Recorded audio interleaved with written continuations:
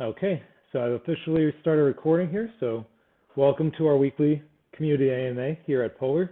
For those who do not know me, I'm Shib Bear or Neil or whatever you might want to call me, the community leader here at Polar. For anyone who might be new, we're going to be doing these every Tuesday, same time, same place. The general sense is going to be to go over anything new for the week, anything that we might be looking forward to, current things that are happening with Polar. Then we'll answer questions from the community via requesting to speak, so you can talk with me here. And I'll also be taking the questions that are written in the AMA Questions Weekly channel in our Discord. So if you do have questions and you're not able to either speak or you're in a different time zone, then of course put those questions in there and I'll be able to answer them live. So as we're kind of settling in here, people are piled up pretty good. Got over 130 in here. We'll go into some of the current events. So since we've last talked formally, we've obviously went to our version 3 contract. I know I did this AMA with ChainBet last week after that point, but I didn't really go into all the details of what we happen to do here with this version 3 and what the next steps here for us are. So if anyone does not know, our website URL has changed. We are polar.financial, POLAR.FINANCIAL. If you guys have not been to that website yet, that's going to be where you're going to conduct anything that you're looking to do with Polar, from going over our documents to using our DApp to look at the manifesto, to get a link to the chart, to buy a node, roadmap, get our community details, all that good stuff. This is our official link, and I'm bringing this up because a lot of people have been unfortunately scammed. I'm going to go into some of that here later, but use our official links. We have official links in our Discord. We have official links on Twitter. Hey, reach out to one of us directly. If you get a DM saying, hey, follow this link here to the site so we can help you, it's definitely a scam. Do not follow that DM and allow us to handle it there with you. So get up on that DApp there. Utilize our whole new system. We have our dashboard, we have our nodes where you can see each tier that we have, including the Olympus, which I may get quite a few questions on that. We have our lucky boxes. We have our Polar Marketplace, which is an NFT marketplace that allows you to sell any of the special NFTs or lucky boxes, because our normal NFTs are not, of course, able to be listed on general NFT marketplaces. That's for the security of the protocol. That could cause serious issues if it were to get out of hand on us. We have some examples of that as well. And then just some updates that we're looking to in the future. As you guys know, we've been a basic node protocol. I know we've been expanding that aspect of it, but our goal is always to build up additional revenue streams, and we're going to continue to do so. And we'll have more information for you as we get those implemented and get the information out for those. So without further ado, right off the bat, Chicken XRP, you're the one that chimed in first, so I'm going to invite you here to speak.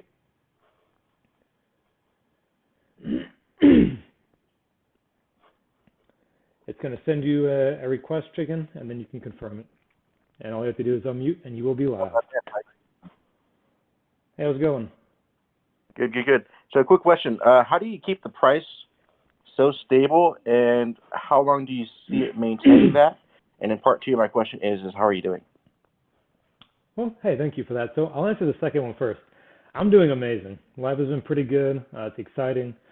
I'm about to transition personally to a crypto full-time kind of thing here, so I could be with you guys more often, and we can start really pushing this into the future. Because it's something I enjoy doing and it's happened to work out very well. So I have some other stuff to keep me afloat, but my spirits are high. Got a couple of days sort of away last week. That really helps out. So anyone's out there working hard, take a couple of days when you can get them. Spend some time with the family, people important to you. Keep your life going. But the main question is, how is Polar so stable and why? So I'd say several things. As most of us have seen here, pretty much since February, we've been right between $2 and $3. We've been a little higher, a little bit lower, but that's generally our range that we've been pushing here. This is also while various other node projects have tended to bleed out, some dropping as much as 80 or 90% over that same period of time, we've been able to sustain. So how is that? And before people say, well, maybe we're just doing a ton of buybacks, we do buybacks, but we haven't done them very lately because we haven't necessarily had to. Buybacks do have a time and place. But what we're seeing here is a true organic growth where people are buying the token, creating nodes. Of course, some are going to claim and cash out, but because there's been so much innovation constantly and we're always building, and the core team is always interacting with us, and we're always bringing new innovations out there. I think people just have faith in us, so we'll keep getting more people in. And as we grow, our treasury is also reflected. Our liquidity pool is significantly reflected from the last time we've even done a community one. We've exploded on that end.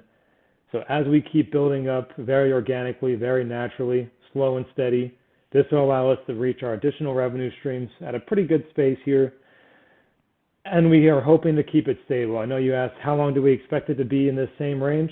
That's almost impossible to predict. However, we are doing everything that we can on our end to ensure that the growth is real and the growth is steady so that we can ideally maintain a more steady project. Because it's cool if we went up to $10 tomorrow, but then so many people will cash out, and what is the long-term damage of that, and all those different elements and variables that we'd have to consider. So right now, this $2 to $3 range, I've been pretty happy with. I think most people are. Ideally, if we can get it between $2.50 and $3 for another substantial period of time, that'd be fantastic. But I worry more about the actual growth that we're doing here rather than, the entirety of the price action itself. Hopefully that answered your question. No, that's a heck of a lot more than I was expecting. Thank you so much for that. Appreciate it. Hey, no problem, man. Appreciate you. All right, I'm going to move you back over to the audience. And I might take some time randomly and bounce off between different things that I'll want to talk about, or maybe I'll take a question or two from the forum, the channel. Again, since I've introduced that part of it, we've had another about 50 people plus come in here. So if you're unable to speak or you have a different time zone, use that AMA Questions Weekly channel in the Discord. Put your questions in there, and then I'll be able to answer them live for you. So, with that being said, I'm trying to remember who was second on this request to speak. I'm just going to go down the line. So, Snake Eyes, I'm going to try to bring you in here so I can answer a question for you.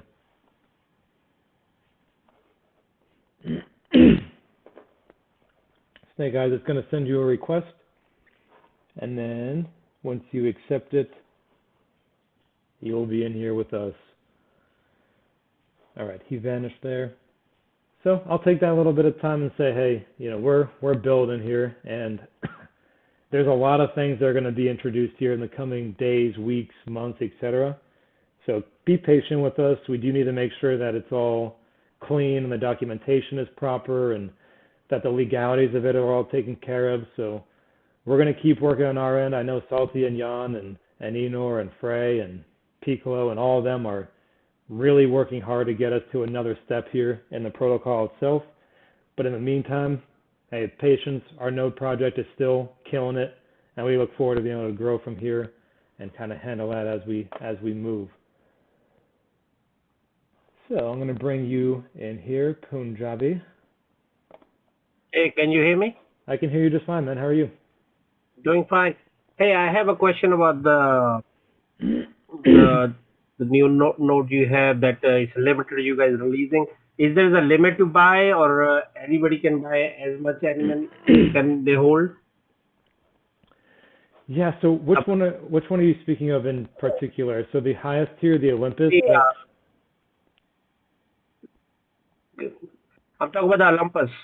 Okay, the Olympus. Gotcha. So the Olympus will not have a wallet cap. So we found that to be very easy to manipulate. For example, I could sit here while I'm talking to you and make 30 wallets. It's very, very easy. Takes another couple of seconds to move some Polar over, then you can keep getting them anyway. So we don't have a cap per wallet just because it's unnecessary. But there are caps for the protocol itself. So as you've seen, we released the Olympus tiers little by little. And that is for a variety of reasons. One, I believe it's a more fair way.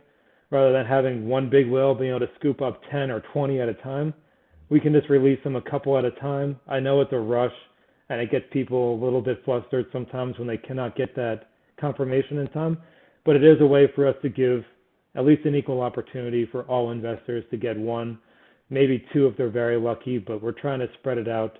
So as of this moment, we have sold 100 of a potential 500 that are going to be available. So that is the cap on these Olympus. That's what we came in here with, is they are going to be a very limited thing. This 500 is what we're going to roll with. And there might be some additional aspects that we can throw in at the Olympus that we'll kind of go into later. But as of right now, that's the game plan. That's a strategy. We're going to keep releasing them little by little. And one of the, I guess, secondary effects that people can see here is if we did release, say, 50 of these tiers at one time, you would see some pretty decent negative price action, at least in the short term, though it would be a plus for the liquidity and the treasury and all that good stuff and the rewards pool. But we were trying to maintain that stability, just like the previous question asker was bringing up to me, is that's another method. And instead of getting into those, sell actions from node creation, we can just release them little by little, create a good, fair system, keep our price stable, and allow, hopefully, everyone who's going to have an opportunity to get one to get one. No, I agree with your strategy. It's pretty good. What I'm saying is if you limit one per wallet, that maybe get more chances to get to other people can hold one at, what it is. I'm been 4 days or 5 days. I'm going to keep trying to get me one, and I haven't have any luck. My all transactions are failed, and I was sitting there for hour waiting when they're gonna come out.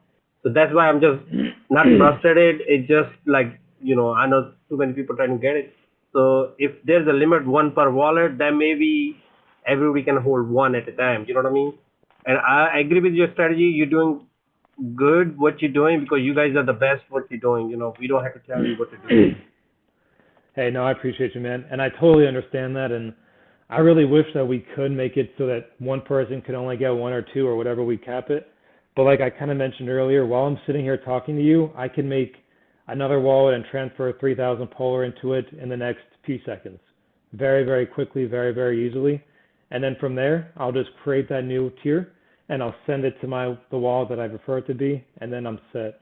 So it's another barrier to that action, but it's so easily manipulable that it's almost not really worthwhile to put in there. I'm sure the core team has discussed that, and they've elected to take this route for now. However, we've also seen that they've been very willing to adjust and maneuver if possible and if it makes sense. So as they kind of navigate the remainder of the 400, I'm sure they will continue to assess that accordingly. And if they can make it any more fair than it already is, I guarantee that they definitely will. All right, I appreciate it. Let me talk, sir. Thank you. You have a good day. Yes, sir. Hey, appreciate you. Hey, very cool. We already have over 200 in here. So again, for anyone who's popped in since I've started this, weekly, same time, same place. This was 3 p.m. CST Central Time, but 13 minutes ago is when this started up. Every Tuesday, that's when this is going to start. So try to get that routine. This is going to be the place where I can push out any new information to you guys. It also gives you an opportunity to talk to us directly, ask questions, try to get clarity on different things, but it gives us a real outlet to reach you in a routine sense. I am going to record the audio and release the audio every week, so we will be able to do that from there. If you are unable to speak or you have a different time zone, you don't want to sit here and it's like 4 a.m. your time or whatever, ask questions in the channel that I have. It's called AMA Questions Weekly, and then from there I'll answer those questions live. All right, next here I'm going to bring in Emod141.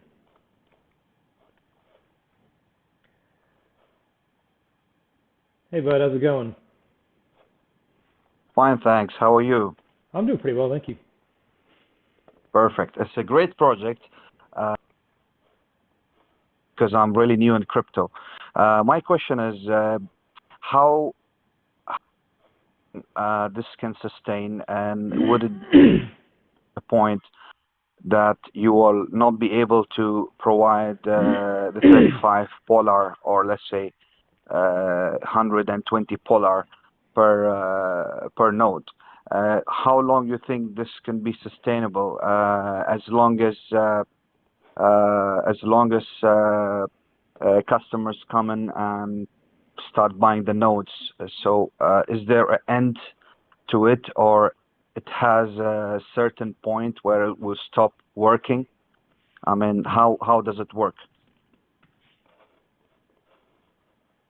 All right, cool. Yeah, so that's a great question. That's one that we've gotten literally since back in January, is how can we keep paying out the emissions? So Salty's talked about it lately. I've been talking about it for months. These node protocols in the stage that we are currently and actively in, and as well as most other node protocols that are out there, are sort of, I hate using the word Ponzi economic theory, but that's the easiest way to describe it. in the sense we require people to buy these nodes and create them to give more rewards back to their rewards pool in order to pay out the awards effectively to the node holders. So the key here is to get us off of that system. And it does not have to be totally off of it. That rewards mechanism does need to be a piece of the pie. However, we need to then create additional revenue streams in order to bring this to life on a multi-tiered level. So this is going to be everything from the things that Salty has talked about, where I know he's talked much about kind of Polar Guardian. There'll be a lot more information on that. But there's also the game that they've announced, and there's various other things that haven't yet been officially announced that they are actively working on that are going to bring a revenue stream to us, to Polar, and it'll help us pay for the reward emissions of the node protocol. So Salty has made it very clear that he doesn't really love the idea of decreasing the rewards on these nodes. We've seen other protocols take that action, and it really does cause a negative stressor on it. He also doesn't love the ideas of maintenance fees because in a way it almost incentivizes people to claim and sell their Polar every month just to pay the fees, and that's what we're trying to avoid. I've seen some protocols do maintenance fees where you have to pay an AVAX, for example. I think that might be a little better theory itself, but I'm not going to really try to go into my personal beliefs and theories there. I'll kind of let the core team navigate that. Beyond that, though, there are multiple ways to extend the life of what we're working on here. And right now, the demand for our product is well enough to pay out the rewards, but we do have to get these other protocols live so that we have that real revenue stream put into the system, because it's not going to last forever, like you said. We do need to get ahead of the game. If we don't get ahead of the game, we're going to end up just like many of others, and then we're going to end up crashing and then having to fight to get back. And we'd rather get in front of it than have to chase it from behind, if that makes sense.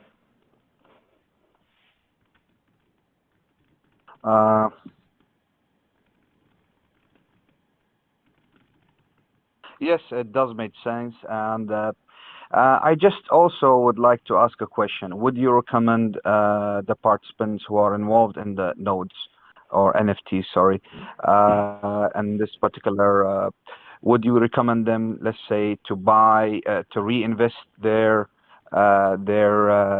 Polar tokens, to buy another NFTs? Would it really help the system to sustain much longer? Or would you recommend to withdraw Polar every week?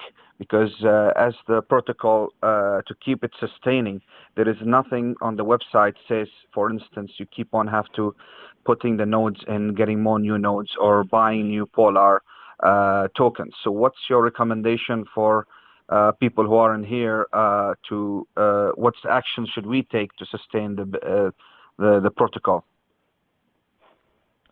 Okay, so like as far as different strategies going, I'm not a financial advisor, and I would hate to advise people on certain things to exactly how to navigate their positions, because if I'm wrong, quite frankly, I don't want to be responsible for those who do happen to get hurt.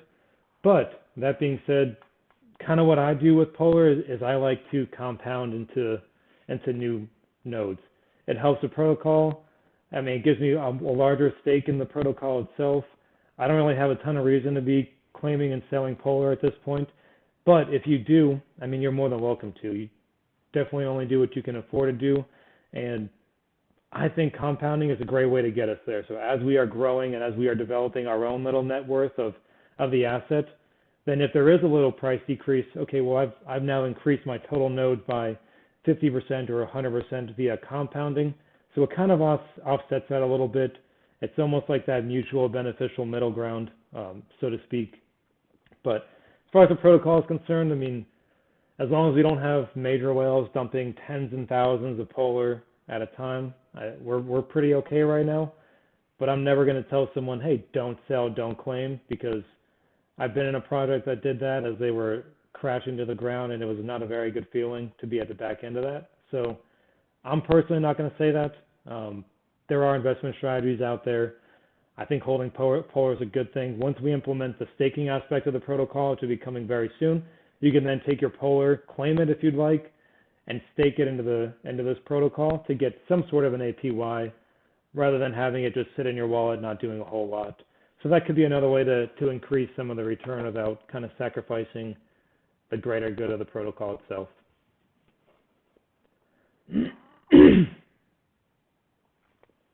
Thank you for answering the question. Just the last question regarding the price. I know you have been talking about the price fluctuation between 3 and 2.5 or 2.2. Now, I just want to understand the concept behind it, because if I've seen, let's say, Bitcoin, which is I would say the smart chain, BNBs and all that. Now the prices go down and then they go up, or AVAX, Avalanche. Does it really affect the prices on Polar, or it's still gonna be like fixed?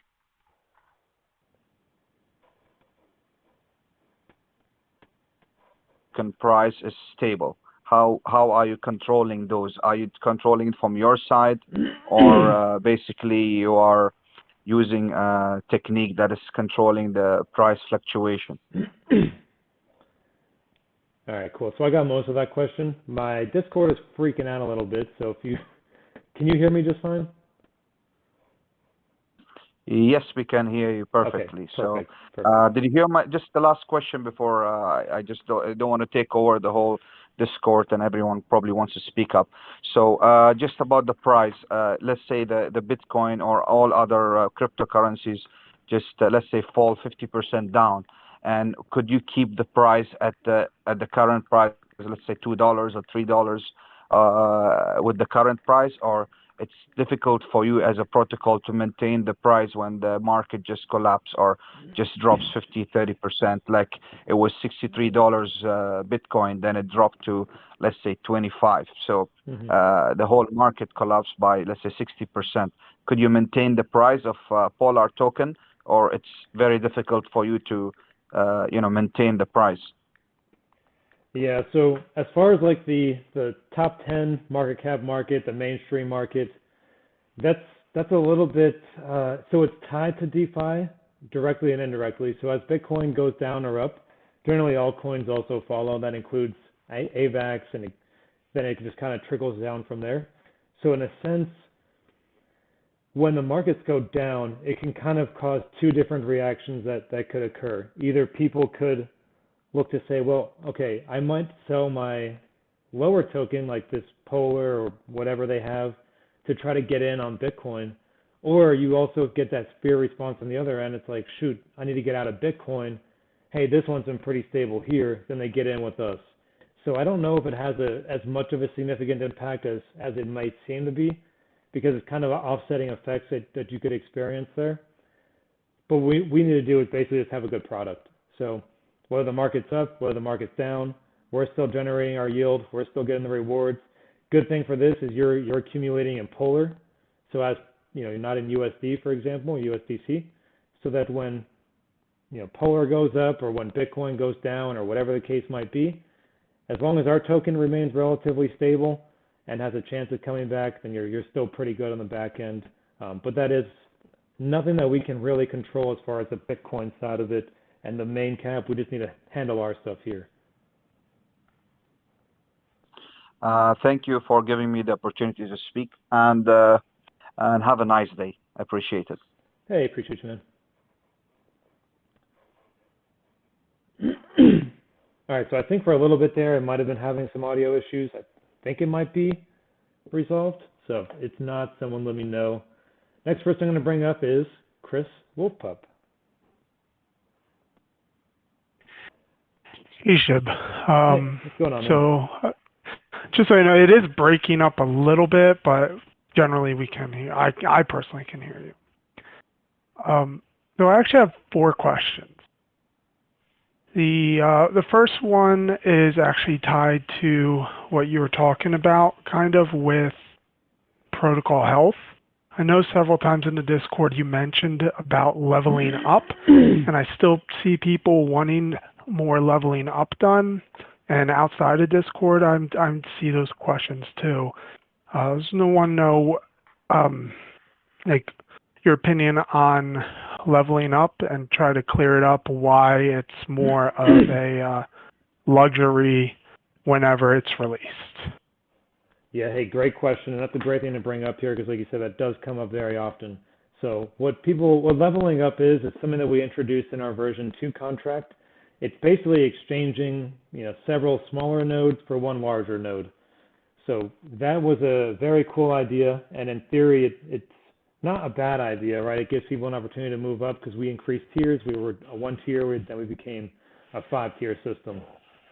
So from there, I'm just going to mute you just temporarily because of some background. So from there, the issue with level ups kind of stems from the idea of additional emissions without additional reward pools. So let's say I bought, 20, tier 2 Mont Blancs 2 months ago or whatever. So at this point, that's because of everything that's happened with Polar, they've done super, super well. Now, without putting any more in the Polar, then I then upgrade that to an Everest, where I'm now accumulating 15 more Polar per day because I've just jumped up.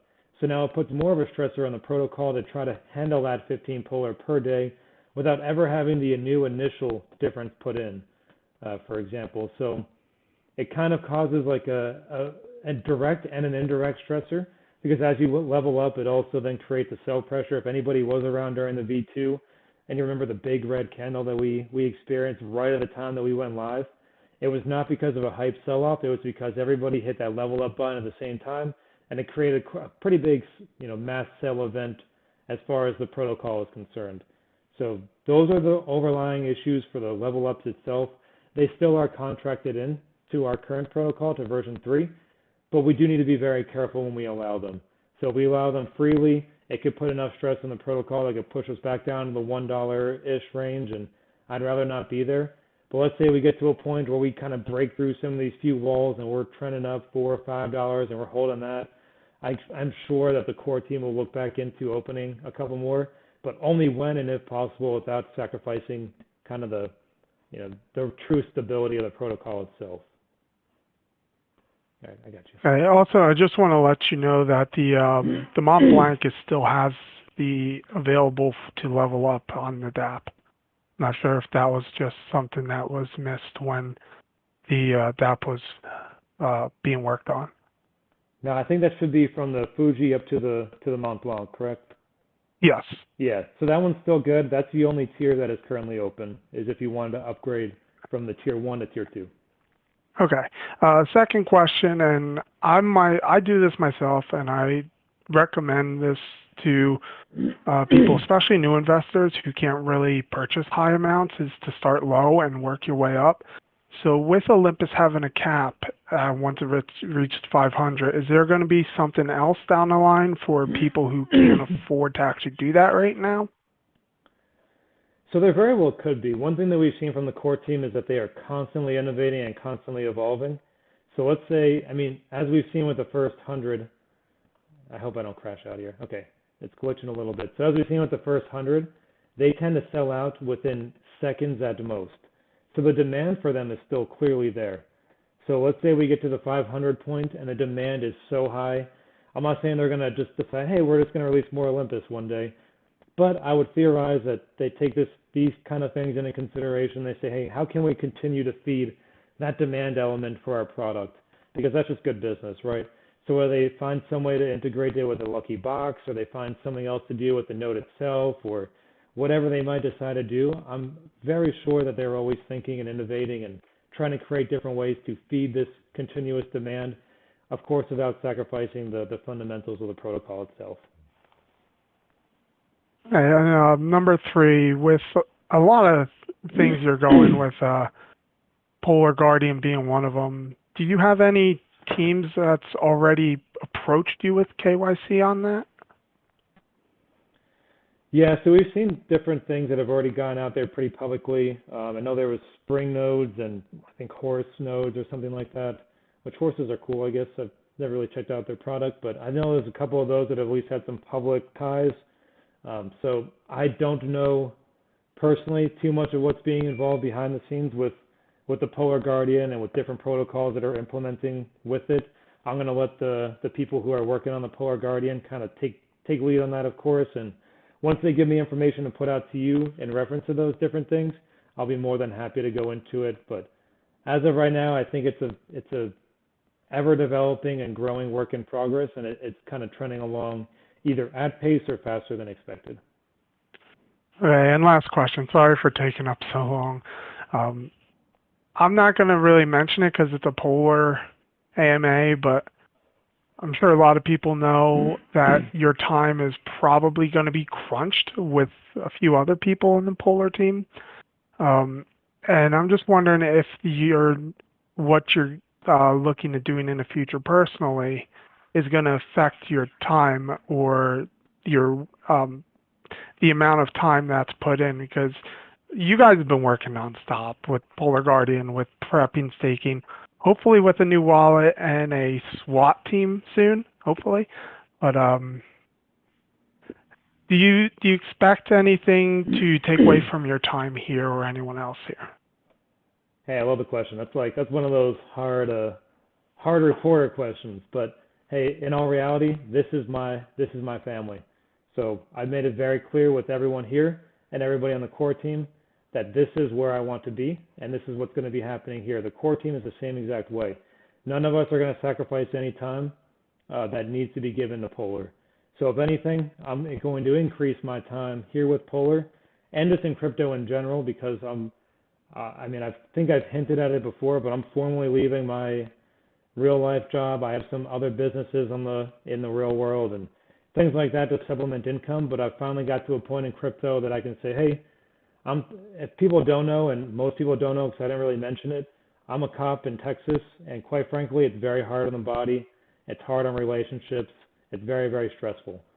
And I'm finally at a point where I can leave that, stop working night shift, be healthier mentally, be healthier physically, and that allows me to work with you guys more than ever before.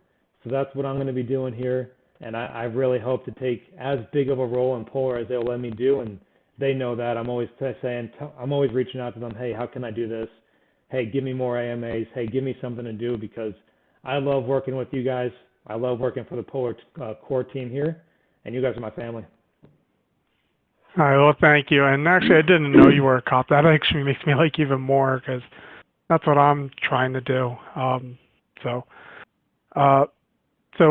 I just want to thank you for having me up and answering the questions and everything you're doing. Hey, I appreciate you, man. Good questions there. Thanks. Move you back to the audience.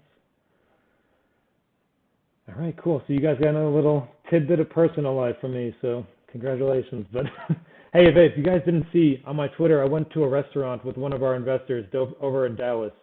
Check that out. If you can't find it, let me know. Super cool. Getting to meet one of you guys in person at quite frankly, one of the nicest restaurants I think I've ever been to in my entire life. I'm not even joking on that one. Was one of the coolest experiences that I've had in this whole DeFi space. So if you're in Texas, hit me up. I'll find a way to come chill with you. We'll get some drinks or whatever. I don't really care. I'll go hiking for all I care. All right, I'm going to bring in Zendori. Catching you at least once every AMA, sometimes 2 or 3 times. Hey, bud, can you hear me?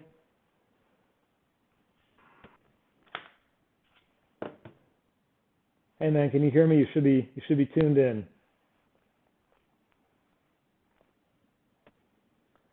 Zendori, I don't know if it's my audio or yours. Okay, yours kind of creeping up here in a minute, so could be some audio issues potentially on your end. Hello? Hey, man, I can kind of hear you, but it's a little bit off.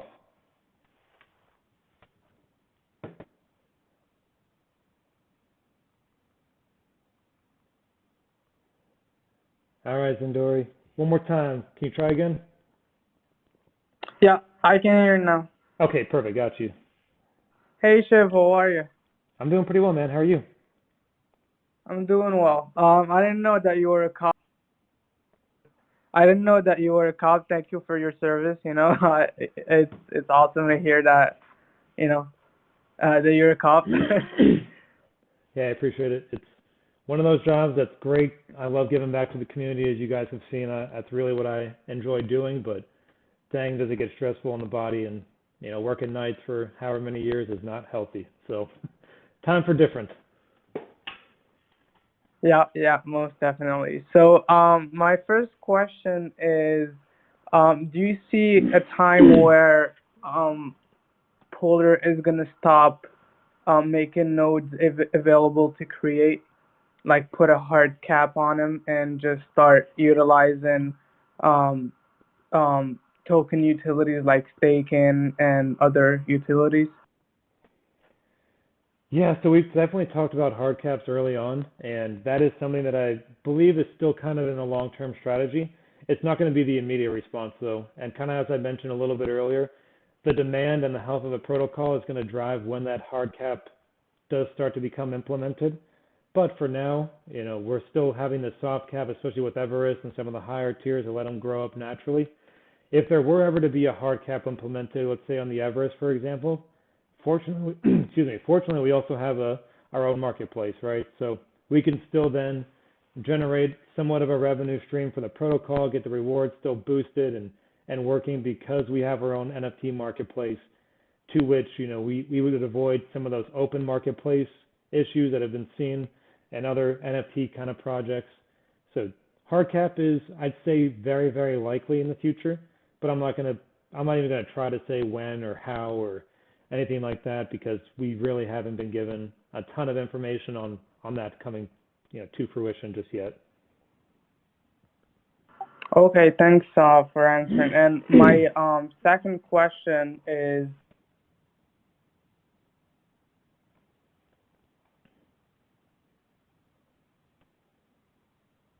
Uh-oh. I think your second question might have cut out again.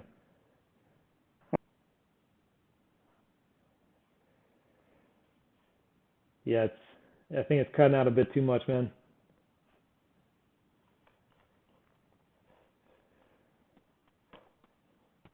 All right. You're like trying to pop through it. I can hear it occasionally, but it's not actually coming through. I'll try to bring you back in just a little bit, okay? I'll move you over to the audience. So again, I had another person mention that my audio might not be great. I've had some mention that it is. I don't know. I feel like my Discord is glitching out a little bit. So bear with me. If it is, let me know. And that way I can adjust accordingly. But it does seem to be reading my voice pretty well. I have my little recorder up and my voice is at least good and your voices are good. So it could be through my web browser. It's very, very possible. All right, next one here. Crypto Dreams. You're live. Hey man, I appreciate the chance to speak. Also from North Texas, so yeah, hit you up in the DMs, man. Hey, there you go. So Brave kind of threw a little teaser out there about version 3.1, and I think it was, he said to leave the limitations of Solidity behind. I was just wondering if you could touch on that any, if it was a new source code or, if it would be able to interact with other chains, or if you could just touch on that at all, if you had that information yet. Yeah, so for better or worse, I'm not a developer in that sense. I kind of I can read what Frey puts out there, but I always cannot read what Frey puts out there, if that makes perfect sense at all. So from what I understand on that is when we developed this version 3 code, we made it so it was basically you could plug in different aspects of code so that we will not have to implement a new base code.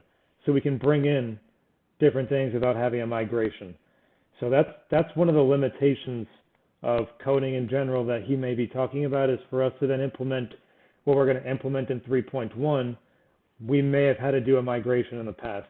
In this case, we don't have to. We can just plug it into this code, bring it live, have it interact with the base code, and then now it's all set up and we're good to go. So we will not have to do another migration. It'll be a very, very easy transition. It's basically just adding to what we can already do with our primary code. Just like ease of new implementation. Yeah, he calls it pluggable. So cool, man. Sounds good. That was really my only question. Oh, right, let cool. me ask this: Are y'all actively restricting anybody to buy any of this by any chance if they acquire quote unquote a lot?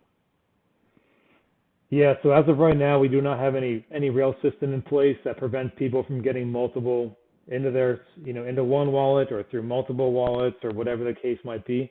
We don't have anything implemented there, but I'm sure the core team has looked into it, and if we can, I think we Nah, probably would, but yeah. All right, man. I appreciate it. I'll hop down. Thank you. I appreciate you, man. All right. You're in a mean. You should be live here. Yeah, can you hear me? I can hear you just fine, man. How are you?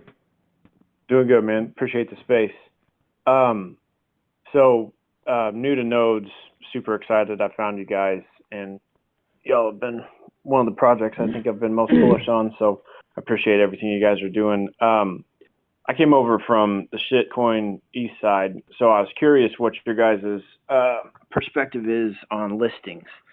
I know that there's potential to make a substantial amount of passive income, and so I don't imagine it's quite as high on the priority list as it is other tokens in the market, but I kind of wanted to get your guys' opinion on that and approach to it. So just to clarify, what do you mean by listing? Listings like central exchanges, Oh, okay, stuff like okay. I got you. that kind of stuff. Yeah, so right now we're pretty much only on Trader Joe, or you can get us through MetaMask itself. So the decentralized exchanges are a good one. I think a good stepping stone for Polar in the ideally near future. Again, this is just me brainstorming. This isn't any direct information from the core team. But I think some of those central exchanges like KuCoin would be something good to look at, or some of those second tier or third tier ones to get us on there. Coinbase, you do have to have, I think, at least one second tier and like 500,000 in volume and some other aspects to get on there. But we are eligible for centralized exchanges, right? That's everything we've done here has made it so that we could. It's just going to be when would we do it, how would we implement it, and then what benefit does it bring us? I think that's going to be a big thing once we start developing these other revenue streams, because our token is not just going to be for nodes at that point. It'll be more expensive. Yeah, for sure. Appreciate it, man. I'll hop down. Hey, cool. Appreciate you. All right. Next one here, Admiral Junkie. Hey Shib, thanks a lot for the space. Just wanted to start off by saying congrats on the stellar work you guys and the whole team are doing. It's really quite amazing stuff, and obviously it's requiring a lot of your time and the team's time. So, and tipping my hat to you guys for everything that you guys are doing. Obviously, the big news over the last week was the rug pull over at Universe. How has that affected the team in any way? Has that spurred any kind of thoughts around additional security on the contracts for Polar? Any additional tasks to bring in down the line? What's the kind of team's thoughts generally about what happened there? Yeah, so if anything, that situation that happened over at Univ is one, it's freaking terrible. Like, these are real people with real money. We see them here in Polar where people will invest. They might only have, a couple $100 and they throw it into us to take care of them. Or someone might have dropped in 100,000, right? And next thing you know, it goes to zero. That's totally, it's criminal. I mean, and I have other words for it, but I'm not going to use them here in this space. That's a disgusting act that was done over there at Univ. I'm going to kind of deflect here and go to something else. But that does bring us into why Polar Guardian is going to be so important, why these different elements added into DeFi are going to be very, very important, because it prevents the ability for this kind of action to happen at the contractual level. So what happened over there was not a breach of security. It was a bad actor doing bad things. And is that proven? No, but it is. That's what happened. So as I kind of mentioned earlier, investigative techniques might be my thing. What they did was criminal. What they did was malicious. And if any of them, they need to do the right thing. Take that freaking money, divvy it up to the community holders, carry on. You've already made a killing, but do not screw people on the way out. If you fail, you fail. Who cares? But you cannot do that.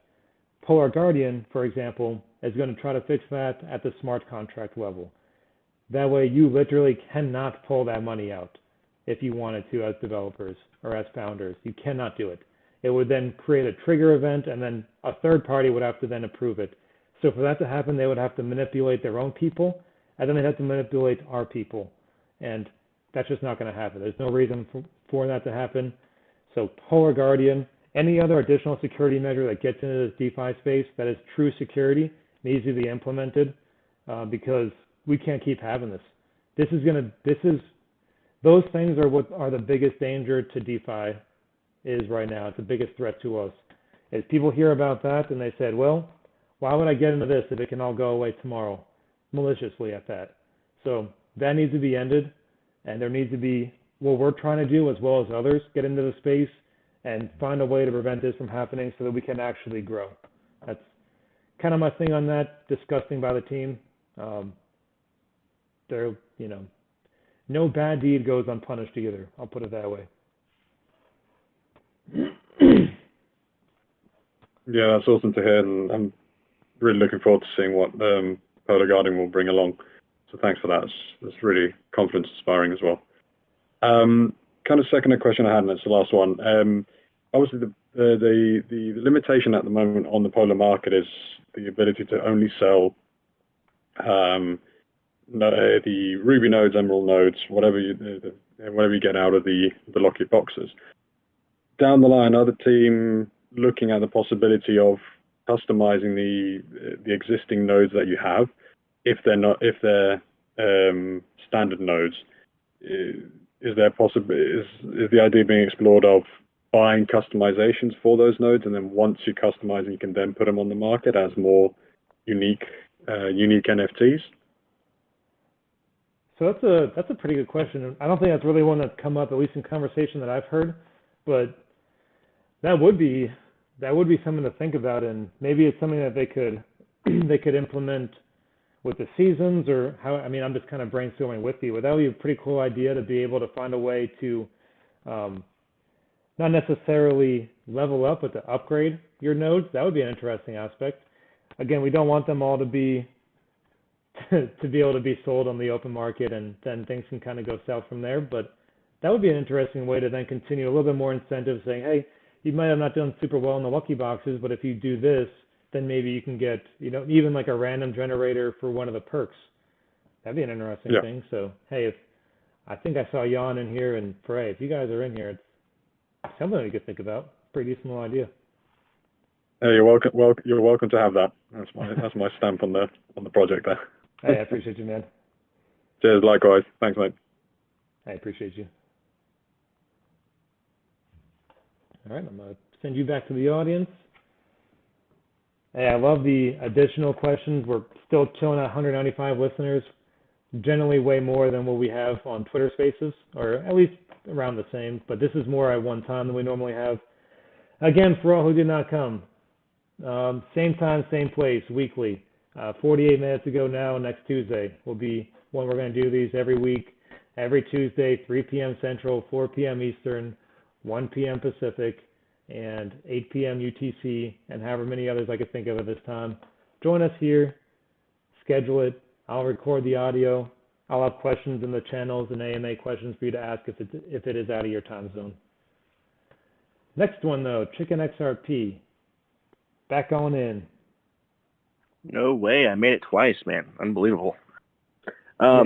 So my question to you is so someone that's looking, because I know there's a lot of people out there that are kind of looking, they're seeing this, they're like, man, if I just threw close to 10 G's into this project, then I'm basically making 6 figures a year and I can retire. So I just wanted to hear your thoughts. To be honest with you, that's something that I'm looking at, because it does seem too good to be true in a sense, but the numbers are there, it's right. So I just kind of want to hear what your thoughts for the audience on something like that, because there's other projects that people have bought into too, where retirement and kind of breaking the chains is the idea. So I wanted to hear your response. Yeah, so I could honestly talk forever on how to make crypto a real thing, a real full-time thing. So again, the best I can do is talk personally. I got to a point that I can actually leave my my in-person 9-to-5 job, whatever you want to call it, by a few different steps. So I have multiple forms of income stream that are not just in DeFi. I've several. So worst case scenario, if crypto goes pretty bad, I'll still be okay. I also built up a 2-year emergency fund that I can have access to right now. That's mine. It's not invested heavily into anything. It's very, very safe, very secured. So that is my kind of, if all hell breaks loose, that's what I'm going to rely on, is my emergency fund and then some of my other aspects of income that are out of crypto. So what I would highly suggest to people is, if you do want to, make crypto a real thing, then find a way to make it more reasonable, because eventually you're going to hit big. Like maybe Polar is that big hit and you make 100,000, 200,000, whatever on Polar, and then you go dump that into next year's version of Univ and it all dies, right? That's a problem. So you need to take whatever profit margin that you've made and be strategic and find a smart way to invest it. If you believe in the protocol, I like to compound in a Polar because I believe in what they're building. So that's my little form of investing back into the protocol itself and kind of helping out things develop. But I also don't need what I get back from Polar every day or every week to eat and to survive. So there's a lot of steps to that. DeFi is very emotional in a good way and a bad way. And some of this money is surreal. And especially for people who live in some countries that are outside of the US where, $1,000 a month might be well over the average income line, right? But just be very clear that this is all a risk. Everything is a risk. If I have my money in the stock market, that's a risk. If I have it in the banks, it's a risk. If I have it in real estate, it's a risk. Everything is a risk. You need to adjust accordingly and kind of grow and develop your total economic base before you kind of make any leap of faith and leave significant jobs, particularly if you have a family. No, right on. I definitely think it's smart to have different avenues and emergencies, plan B, C, D, and E, So, I love it. I totally believe in this project. And I personally just got an Everest. Stoked about that. Just going to try to stack it on up. But I'm just stoked that the price is sustainable because, man, just give it like 45 days. I'll have 3 Everest and I'll be well on my way, if you will. Yeah. But thank you for your time. I appreciate you, man. That's what we keep doing here, is we got to keep building, keep growing, keep developing, and ideally we can then expand this for as long as potentially possible. All right, Tinfoil. I'm gonna bring you back in here. Back in? I wasn't in today. You were not in today, but you are in often. How's it going, man? I'm doing well. Yourself, man? Doing pretty well. 2 quick questions. One, I missed the beginning of the AMA, so I might have missed it. But the rewards booster streak, are we still waiting on details? What's going on with that?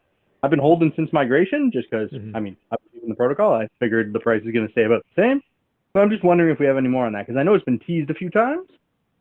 So that is the first question. And the second question, I'll throw it out there at the same time. A few months back, we locked liquidity for 6 months, which is coming up, I think, in June. Do we have any plans to extend that lock on the liquidity with everything going on with Univ and all the other rugs out there? Not that I think Polar would rug, but just to give that boosted confidence to investors. Yeah, so let's see. So the first part of that one there, I'm sorry, lost track. Okay, yep, the boost. So I know Yanta has been working on that. Phrase kind of hinted at it a few times. I don't have any current update on that information, to be perfectly honest. I do know it's implemented into the contract. I don't know if it was necessarily live implemented or if it's just built into which we can do it. But I do expect us to get more information on that very soon. I know that they were working on an additional Medium article that will then give us like in-depth, detailed, exact, this is what it is kind of information. So I'm going to kind of reserve my thoughts until that does happen to pop up. So that's my question to that, or my answer to that one. And then as I was trying to think of that, I lost the second one. So the second one was regarding the liquidity lock. Gotcha. We had locked for 6 months at the beginning, and that's coming up in June or July, I believe. And so just to see if we're going to renew that lock, just to boost investor confidence with everything going on with Univ and the other bad actors out there. Not that I think Polar would act bad, it's just to boost investor confidence. Yeah. So a couple things of that is, I'll start kind of with a broader brush. So I forget how many tens and thousands of Polar that was locked up, but back in January, it seemed like a lot. It was like 30 or 40,000. that was like locked up with a team. So it might have been last week, we had an individual that he had 52,000 Polar in his wallet, for example. This was not a team member. This was just a whale, just your investor. So as we got into this point, quite frankly, 30,000 Polar, let's say they want to sell all of that right now and say, hey, I'm going to be a bad actor and sell all this at $2.20 per, a piece. That's 66K split between 5 people or however many are on the core team, 13,200. That's a logical fallacy. There's no one in their right mind of this kind of successful business would ever, sacrifice the protocol like that. And they know they were watching their wallets, and they've never hinted at it. It's nothing they've done is going to show that they're going to ever act, poorly to us. In fact, it's kind of been the contrary to that. So I'll kind of let them address that if they do want to extend the lock on their tokens for whatever reason. But I don't see it as any concern at all. And, there's looking from behind the scenes where I've been here, there's zero short-term kind of thinking here. They're always thinking long-term. And then even in these other things that they're building, they're talking about the current with node, how is this going to impact us with our nodes? How is it going to impact the price of the token? How can we benefit the token, the protocol, the new project, the additional steps? So from everything I've seen, man, I have zero, I have nothing that's going to ever hint me at them acting poorly to us, to the point that I just reinvested in the protocol every week. If I didn't trust it or believe in it, then I probably wouldn't do that, and I'm definitely not going to sit here and lie to you because I'm not a part of the core team either. I started out as an investor just like you, and I'm just trying to keep that bridge there, but I wouldn't worry too much about, the token lock. If they want to lock them up longer, I think that might give them a little bit more confidence, but that's not on me. If they want to do that, I'll let them figure that out. Yeah, I'm not worried either. It was just for new investors. Yeah, sure. Maybe what's his name? The bread maker will chime back in. Hey, their tokens are unlocked now, so it's time to fear again. He might. So, I think he got burnt enough last time, though. Yeah, he hasn't talked about us in a while, so. That's all I got for you. Thanks, Shib. All right, hey, appreciate you, man. We'll be back over to the audience. And just to continue on that, I mean, there's been a lot of fear in the space. I have no fear of Polar. We've been truly one of the leaders in the space, and what this team is developing is literally designed to build into the security of the space itself. And it's super cool to see it, come together. And as we see it actually be implemented over the next several months or whatever it might take, I think it's going to be truly amazing to see how things grow and develop here. All right, Rocket, I'm going to bring you in here.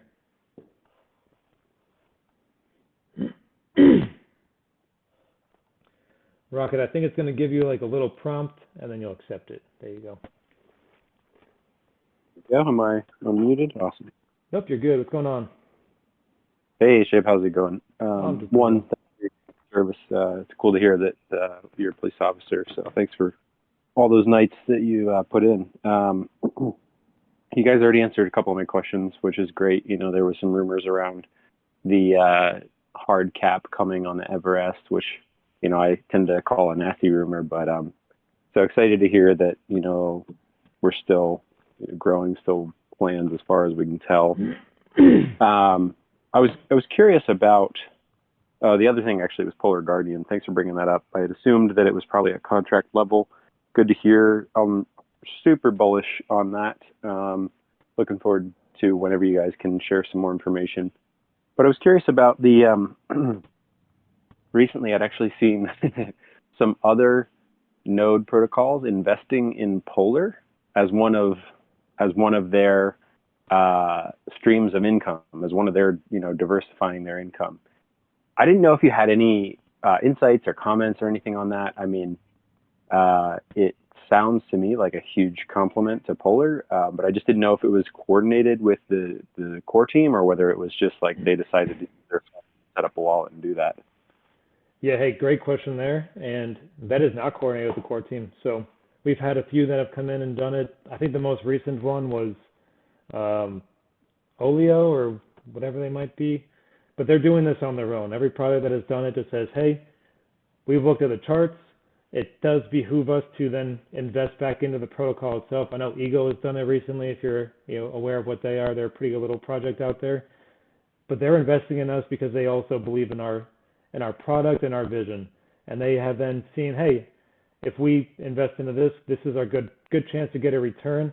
What's even cooler than the teams deciding this is once that happens, people start DMing me like, hey, look at the community's response to the team announcing that they invested in Polar, and it is crazy positive. It's like, I'm not happy about this. I am thrilled. Like it is pretty cool to see, and I think that's a huge compliment to the core team and what they've built. It's also an incredible compliment to this community, because without this community, I mean, people don't know about Polar without you guys out there tweeting about it and making videos and going to these other Discords when things are a little bit hairy and say, hey, this is a safe spot. This is what I've seen. This is what I've done. Of course, everything's a risk, but this has been pretty positive. Let's look into it. It has brought more people in our community. It's brought more eyes on us in Polar. And I love that other projects like to invest in us.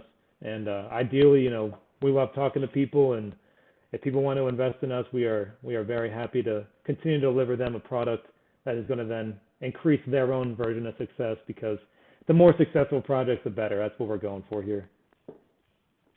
Yeah, absolutely. I saw recently, I think it was the Cronodes channel, they're listed some of the investments, and Polar was a very recent one as of a couple of days ago, and they were super stoked about it. And I mean, it's just awesome to see that. To that end, it was brought up a little bit earlier around Polar Guardian and how that is starting to get out there a little bit and start to get into some other projects. But it made me curious if you have, because I think it keeps coming up both in this Discord and the Spring Discord, any comments on just the level of interaction and involvement that the core team is having with some of the forks? Like, obviously we know these are the forks and separate projects, but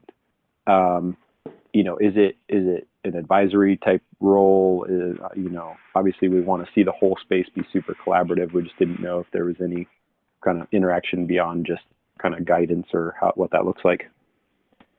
Yeah, so personally, I'm not super involved in what's going on over at Spring Nodes or Horse Nodes or whatever they might be doing, but I have seen the question many a times, and if people have DM'd me like, hey, the Polar core teams and the Spring Nodes Discord or whatever, and that is true. That is that's the same people. It's the same ones that are over there. From what I understand, it's kind of, I don't want to say a total advisory role, but it's, like you mentioned, it's a good feeling when people want to use our product to get it out there.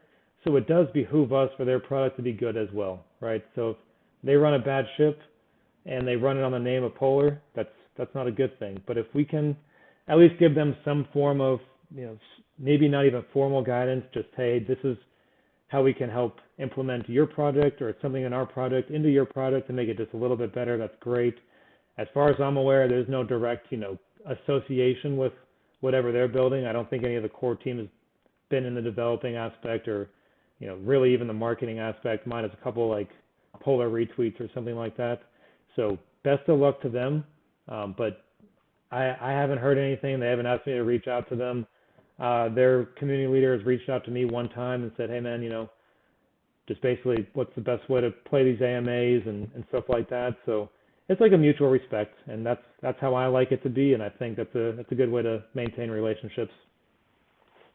Yeah, I totally agree, and I think with how the DeFi space has been, especially lately in light of some of the terrible things going on out there, it seems like collaboration between the people who want to do it right and really want to do things to impact lives positively could only be a good thing, especially in the long term, because I think we're super early into this whole DeFi approach. So I'm encouraged by it actually to see that everybody's not in it like even just solely for them, for their own project, but are actually looking for ways to, make sure, or not make sure, but, do what they can within reason to help, everyone be successful. I think it's a good thing.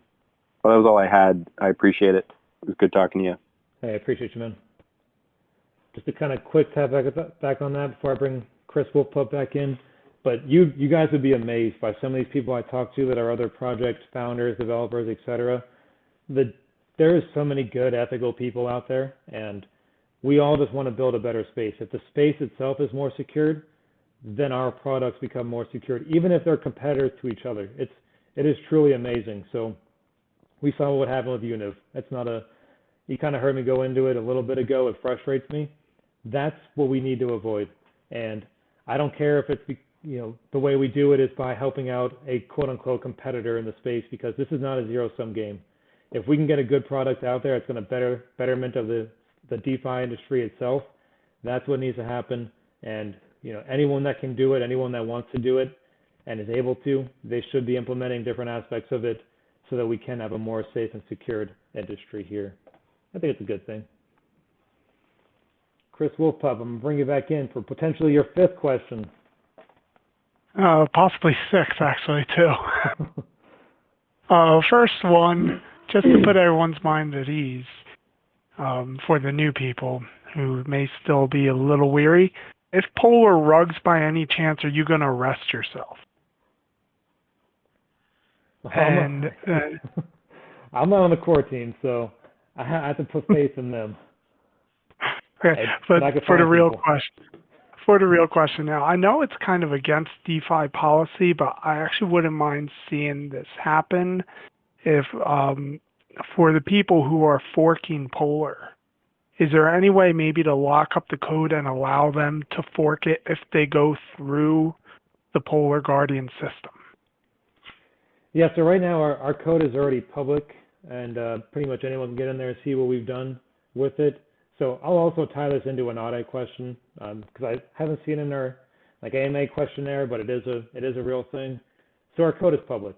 So quite frankly, a fork can be a total fork, or it could be like an associative fork where they take bits and pieces and kind of rework it. We saw one much earlier in the space that I'll say forked our code, and then they acted terribly with it. So they had no innovation. They were just being poor at what they were doing. I don't see that happening with currently what's going on. So the Polar Guardian itself is also like a vetting process, right? So if you want to fork our code, that's fine. I don't really care, and Salty doesn't care, and Frey doesn't care. It is what it is. But if you don't meet our check marks, we're not gonna associate with you. We're gonna say, hey, yeah, they forked our code, so be it. That's on them, because they're not meeting our qualifications to what our standard is for that Polar Guardian system. So that's our way to maintain checks and balances of it. We're not just that's very clear. If you just want to fork our code and think you're going to get a free endorsement, that's not the way it works. You need to actually have a product and a vision and kind of a push of what you're doing. All right, thanks. I appreciate you, man. Old Discord is trying to give me some issues. All right, I'm going to bring in Crypto Mike. Hey, can you guys hear me? I can hear you just fine, man. How are you? Oh, good. How are you? Thank you for all the hard work you guys are doing.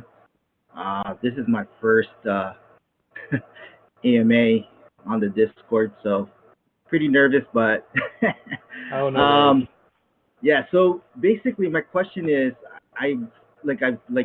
someone mentioned that a lot of the other node projects are investing in Polar. Are you guys looking into having some kind of OTC when whales do start to take profit? Obviously when you have selling pressure, that drives the price down. And my second question is, have you guys looked into I know some of the node projects are now looking into what Horde is doing, some mechanism where they have kind of a stable price between a range.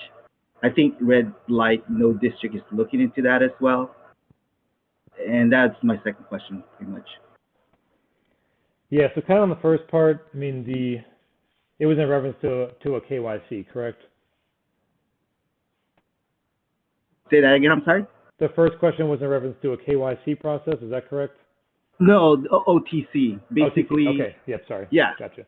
So we still prefer people use the open market right now.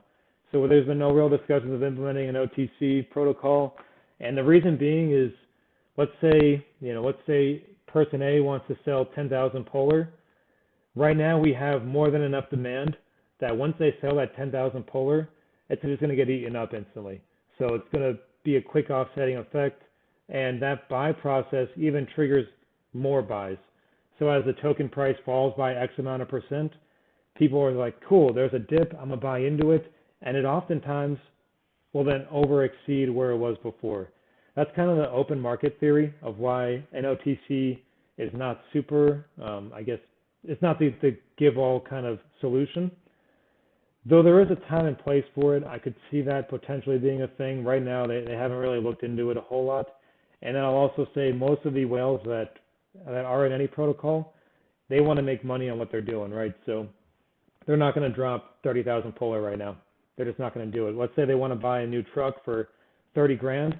They'll sell Polar over 2 weeks, and you will not even notice it. Unless you're sitting there staring at the charts, you will not even notice that price action over that 2 week period of time. They go buy whatever they're going to buy in cash, or they move it over to another project or whatever they decide to do as whales, and it will not impact you, and it will not impact the rest of their bags, because we have nodes that are going to constantly be yielding rewards, so they don't want their rewards to be half off either when it's all said and done. So that's generally how they operate. It's not a super big problem just yet. If it does become a problem, again, core team's been very open and willing to adjust if necessary. And then to clarify on the second part, I heard your question. So you're questioning on other projects implementing what we're doing? Yeah, sort of like what Horde is doing. They're maintaining their price range between, like, for example, 95 to 105. So that kind of, I don't know how they do it, but I know like Red Light Node District are looking into that as well. And I'm just wondering if that's something you guys are looking into the future. So to kind of mitigate all the selling pressure, people are,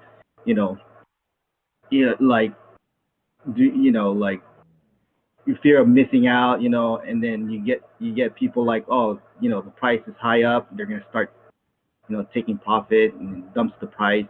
So you have this very volatile price action. So that's what they're doing, is like stabilizing that price action.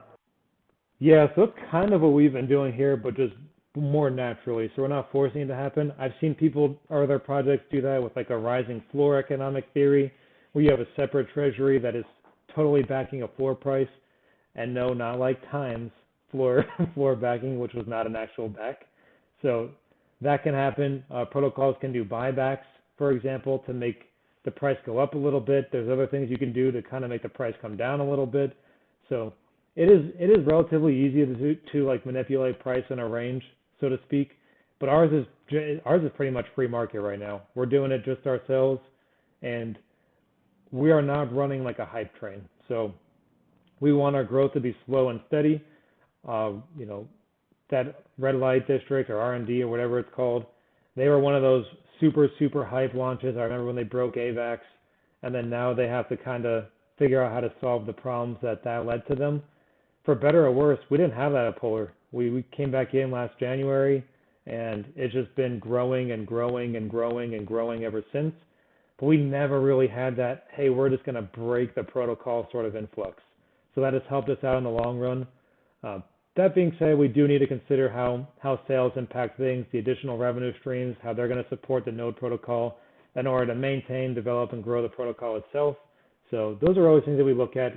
I know personally, I research so many other projects. I have way too many Discords that I'm in, where I just go in and like read their FAQs and see what they do, just to see how they're doing things, and then I kind of move on from there. So I'm sure I'm not the only one that does that, and we'll continue to learn and develop our own aspects off of what we know, and then also others' mistakes.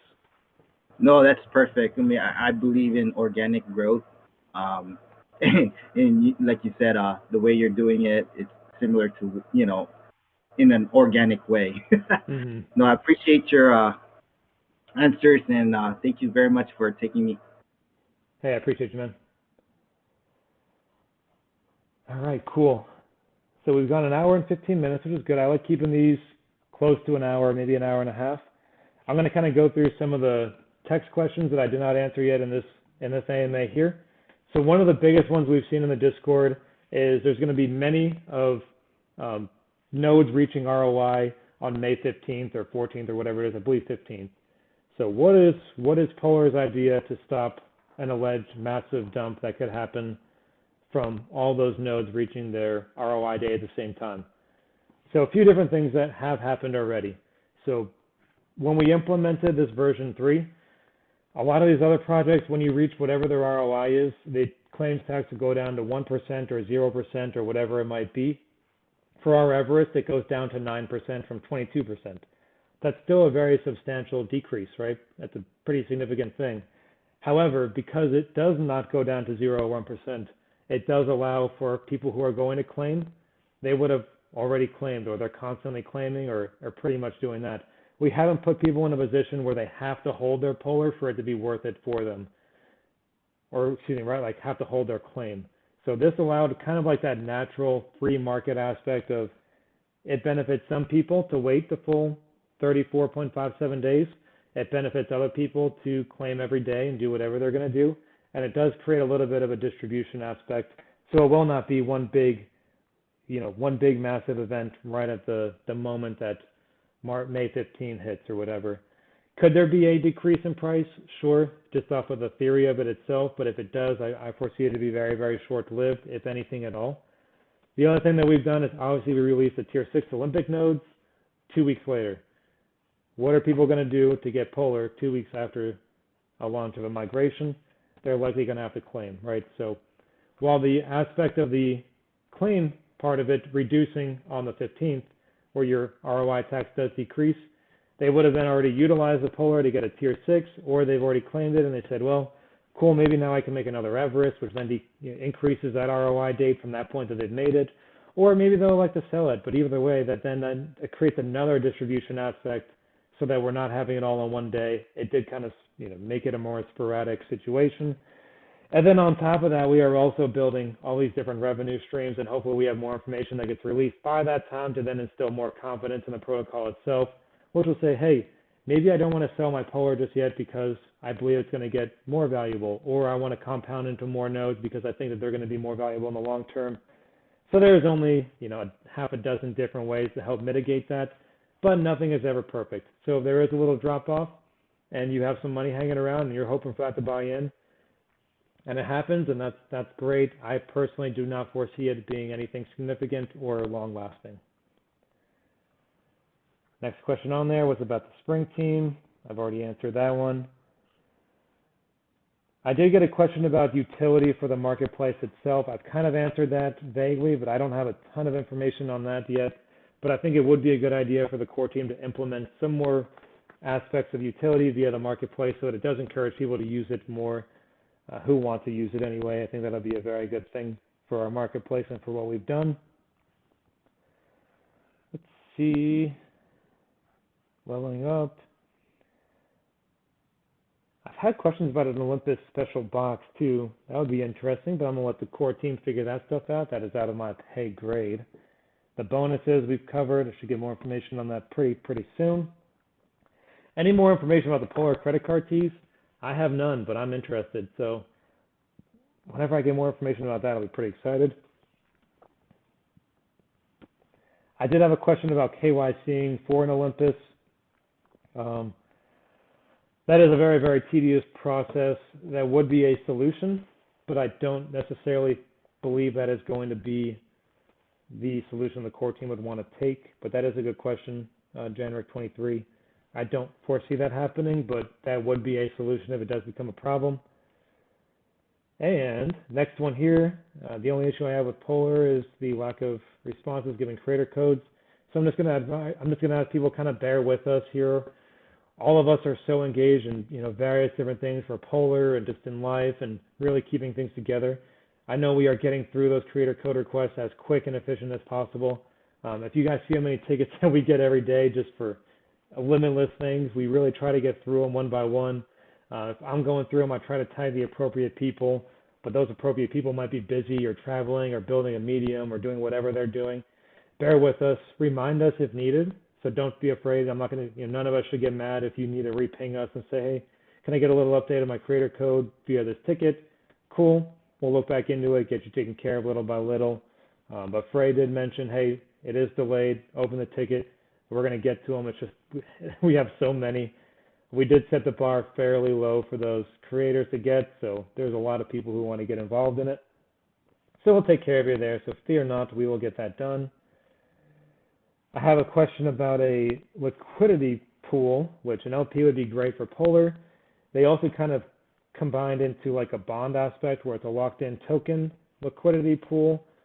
So that would be pretty cool as well. I've seen those you mentioned here on the Phantom protocols. They're very common on Phantom and Binance Smart Chain. So those locked tokens are an interesting way to do it. May or may not be the best way. I'll kind of let the core team develop on there. I do have some experience with liquidity pools and some of those locked APY variable farms. So if they would like to reach out, I would be more than happy to kind of advise on where I've personally done that and what successes or negatives I've seen with it. Let's see. Mystery node on a Polar fork. I don't know what that means. DM Kahil. So I apologize. Mystery nodes on a Polar fork. I don't know what that means. But that pretty much covered all of the questions there. So we've covered everything from, Polar Guardian, kind of the things we've done since V3, different ways to mitigate risk. We've even talked about some passive income. I've kind of even more doxed myself more than I was going to be comfortable with because I'm actually leaving the position. So please don't come knocking on my door.